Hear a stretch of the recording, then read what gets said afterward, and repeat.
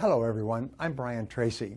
Over the course of this video series, I'm going to teach you some incredibly powerful sales strategies that will generate results immediately when you implement them.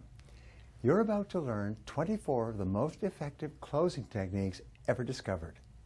In order to be a successful salesperson, you must know many different closing techniques as well as how and when to apply them. The more closing techniques you know, the more likely it is that you will close the sale in the course of the sales interview. You see, selling is a skill. Good salespeople are made, not born. Most of the most successful salespeople in America were at one time shy, insecure, and clumsy at selling. They became great salespeople by learning and practicing the essential skills of selling, including how to close the sale. And if you do what they do, you will be successful too, and nothing can stop you. Before we start talking about the different closing techniques, I'd like to talk about the antecedents to closing. One of Murphy's laws is that before you do anything, you have to do something else first. Before you close the sale, you have to do several other things first. Here are the two psychological antecedents to closing. You must know and use these if you want to be effective. The first requirement, which you've heard 1,000 times, is enthusiasm. 51% of all closing effectiveness comes from your enthusiasm, your excitement about your product or service. One of the best definitions I ever heard of closing is that it is a transfer of enthusiasm. In other words, when you successfully transfer your enthusiasm about your product or service into the mind of the prospect, he or she will then buy and a sale takes place. This is why you must believe in what you are selling. It's essential that you have enough enthusiasm to transfer a sufficient amount, like electrical energy, into the mind of the other person. What this means is that the most effective salespeople know their product, they believe in their product, and they love their product. They really believe that their product has worthwhile benefits for their customer. If you don't believe in your product, if you don't love your product, or you wouldn't use it yourself, or if you wouldn't sell it to your best friend or your mother, then you're probably selling the wrong product. It doesn't mean that it's a bad product, it just means it's the wrong product for you. Without this deep belief in the goodness of what you're selling, you can never reach that level of enthusiasm that must be transferred into the mind of the prospect to make them want to buy. By the way, I don't mean the rah-rah, jumping around type of enthusiasm. I mean what is called constrained enthusiasm. This is when your enthusiasm is kept inside you like a kettle, a boiling kettle with a lid put on so that you literally shine with enthusiasm. With this enthusiasm, you seem to have a dynamic tension and excitement about you, but it isn't in how fast you talk or how quickly you move. It's contained within. Your source of power is constrained enthusiasm, a deep conviction that this is a good product or service. And this is one of the most powerful effects that you can have on other people, more than you can imagine. Ralph Waldo Emerson once said, "Nothing great was ever accomplished without enthusiasm." And that is true for closing the sale. Now, the second psychological quality you require is confident expectations. You must expect the best. You must confidently expect that the person is going to say yes if you just ask them enough. When you ask the prospect to buy, you must confidently expect them to buy. For example, you ask expectantly, "Would you like the red one or the green one today? The big one or the small one? The more expensive or the less expensive?" In other words, you don't ask, "Are you going to take one or not?" or "Did you want to go ahead?" or "Is this what you had in mind?" Instead, you ask for the sale expectantly. And the more confidently you expect to sell, the more likely it is that you will sell. Now, confidence in selling comes from knowledge. It comes from practice.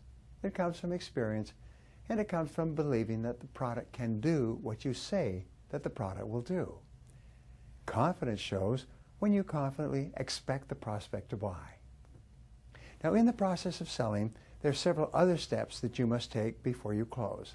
Let's talk about them in order. The first step, of course, is qualifying.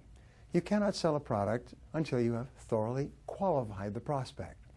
Every one of us has been in a situation where we've walked into a store, onto a used car lot, and somebody comes up and says, would you like that? Or why don't you take it? Or are you going to buy it today? They try to close you without ever asking what it is you want or what you need. They forget to qualify.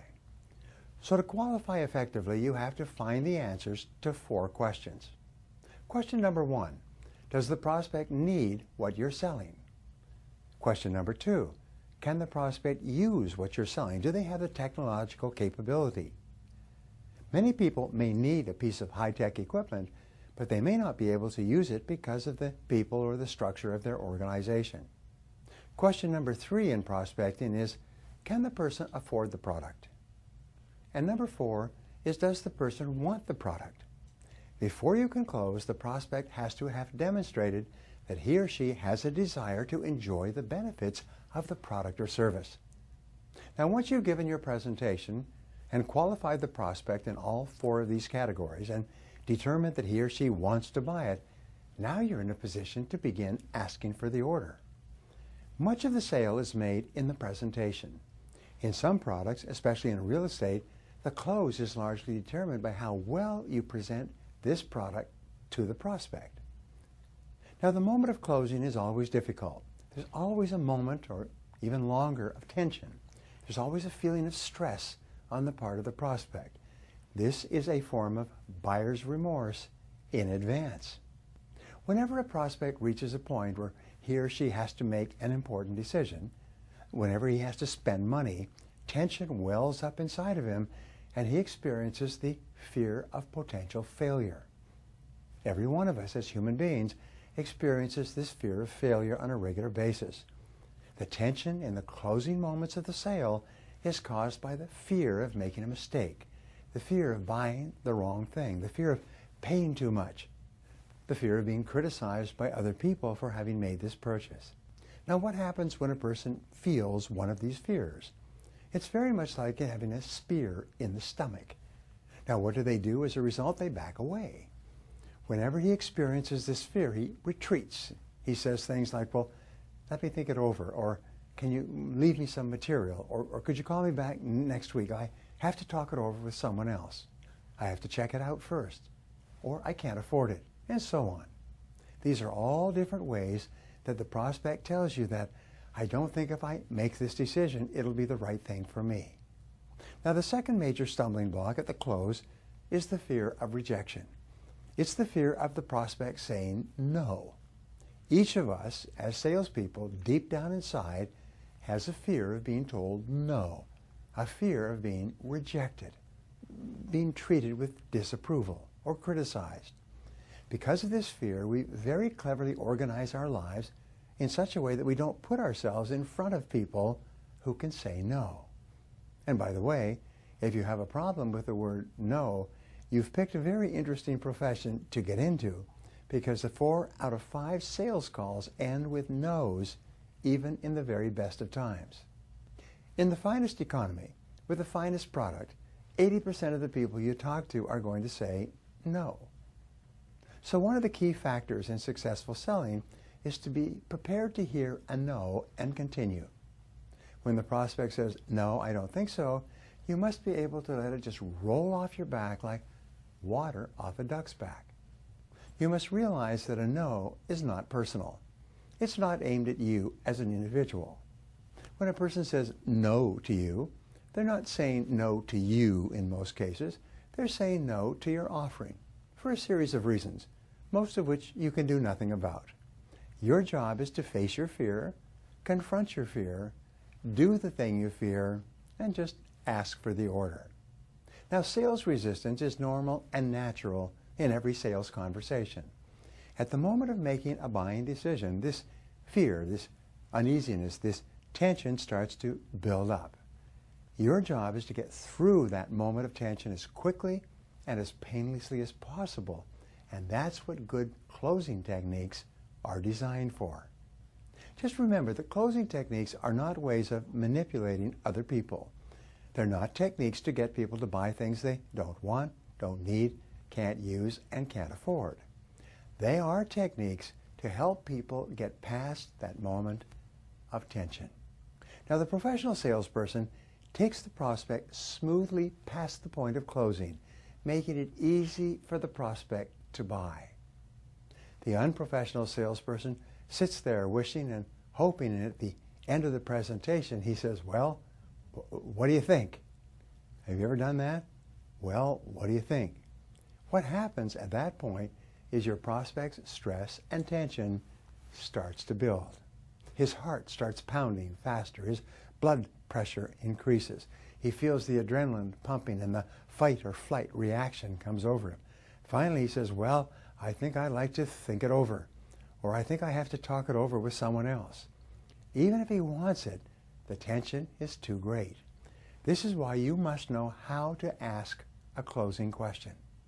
The tension on the part of the prospect that kills so many sales is why you must learn how to close smoothly and well. This is why you must know a series of closing techniques. In the next video, I'm going to teach you the first 2 techniques of my 24 Techniques for Closing the Sale series.